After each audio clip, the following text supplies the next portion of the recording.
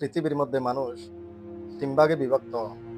এক প্রকার হচ্ছে যাদের শরীয়তের জ্ঞান আছে এবং ও জ্ঞান অনুসারে আমল করে, তারাই হচ্ছে পরকালে সফল ব্যক্তি।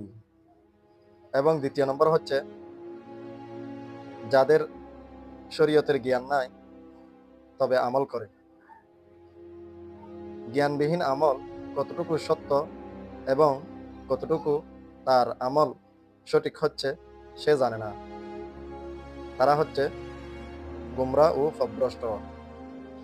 এবং আরেক শ্রেণীর লোক আছে, তৃতীয় নম্বর, যাদের প্রচুর জ্ঞান রয়েছে, শরীয়তের জ্ঞান রয়েছে, তবে তারা তাদের জ্ঞান অনুসারে আমল করে না।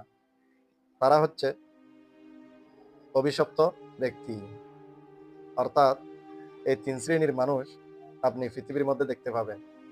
তবে সবচেয়ে শ্রেষ্ঠ ও উত্তম শ্রেণী হচ্ছে যাদের শরীর জ্ঞান রয়েছে এবং ওই জ্ঞান অনুসারে আমল করে, তারাই একমাত্র কিয়ামত দিবসে সফলকামী হবে।